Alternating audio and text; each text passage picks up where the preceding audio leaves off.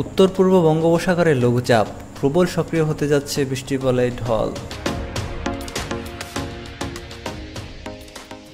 আসসালামু আলাইকুম। উত্তর পূর্ব বঙ্গোপসাগর ও তৎসংলগ্ন এলাকায় সৃষ্টি হয়েছে একটি লঘুচাপ, যে লঘুচাপের হাত ধরে চট্টগ্রাম বিভাগে প্রবল সক্রিয় হয়ে উঠেছে বৃষ্টিবলয় ঢল। লঘুচাপের প্রভাবে উত্তর পূর্ব বঙ্গোপসাগরে ব্যাপক সঞ্চারণশীল মেঘমালা তৈরি হয়েছে। এই গভীর সঞ্চারণশীল মেঘমালার প্রভাবে কক্সবাজার এবং তার পার্শ্ববর্তী এলাকায় ইতিমধ্যে প্রবল বর্ষণ সংঘটিত হয়েছে। সেই সাথে বাংলাদেশের উপকূলীয় এলাকাতেও বিভিন্ন মাত্রার বৃষ্টিপাত সংঘটিত হয়েছে। এছাড়া চট্টগ্রাম মহানগরীতেও মোটামুটি বৃষ্টিপাত দেখা গেছে। সৃষ্ট লঘুচাপটি আরও কিছুটা ঘনীভূত হয়ে সুস্পষ্ট লঘুচাপ অথবা স্থল নিম্নচাপে পরিণত হওয়ারও সম্ভাবনা দেখা যাচ্ছে বাংলাদেশের উপর দিয়ে অতিক্রমের সময়।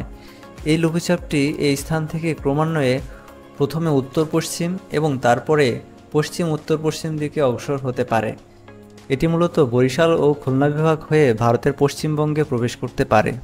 এই সিস্টেমটি বাংলাদেশের উপর অবস্থানকালে আগামী 13 ও 14 সেপ্টেম্বর বাংলাদেশের দক্ষিণাঞ্চল ও মধ্যাঞ্চলে ব্যাপক ভারী বর্ষণ হতে পারে। এতে চট্টগ্রাম বিভাগের নিম্নাঞ্চল প্লাবিত হতে পারে। এছাড়াও সিস্টেমটির গতিপথে বরিশাল ও খুলনা বিভাগে ব্যাপক ভারী বর্ষণের কারণে এসব এলাকার নিম্নাঞ্চলে জলাবদ্ধতা সৃষ্টি হতে পারে। চিত্রে ইসিএমডব্লিউএফ মডেলের অ্যানিমেশনে দেখতে পাচ্ছেন আজ 12 সেপ্টেম্বর রাতে লঘুচাপটির বর্তমান অবস্থান। এটি বর্তমানে চট্টগ্রাম মহানগরী এবং সন্দ্বীপ সংলগ্ন এলাকায় অবস্থান করছে। এটি বর্তমান অবস্থান থেকে আগামীকাল লক্ষ্মীপুর হয়ে বাংলাদেশের অভ্যন্তরে প্রবেশ করতে পারে এবং তারপর বরিশাল এবং খুলনা বিভাগ হয়ে পশ্চিমবঙ্গের দিকে যাত্রা করতে পারে। এর যাত্রাকালে আগামী 13 ও 14 সেপ্টেম্বর বাংলাদেশের বরিশাল বিভাগ এবং খুলনা বিভাগের উপরে সুস্পষ্ট লঘুচাপ বা স্থল নিম্নচাপে পরিণত হওয়ার সম্ভাবনা রয়েছে।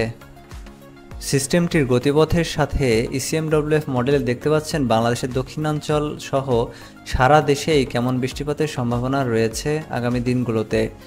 বিশেষ করে আগামী 13 ও 14 সেপ্টেম্বর বাংলাদেশের বিস্তীর্ণ এলাকায় বৃষ্টিপাতের সম্ভাবনা দেখাচ্ছে ইসিএমডব্লিউএফ মডেল। চলুন বাংলাদেশ এয়ারফোর্সের 12 সেপ্টেম্বর রাতের রাডার অ্যানিমেশনে দেখে নেওয়া যাক সিস্টেমটির প্রভাবে কী পরিমাণ মেঘমালা সৃষ্টি হয়েছে উত্তর পূর্ব বঙ্গোপসাগর ও তৎসংলগ্ন এলাকায়। এখানে দেখা যাচ্ছে চট্টগ্রাম বিভাগের দক্ষিণে কক্সবাজার জেলা এবং তার পার্শ্ববর্তী এলাকাতেই সর্বোচ্চ বৃষ্টিবাহী মেঘের অবস্থান রয়েছে।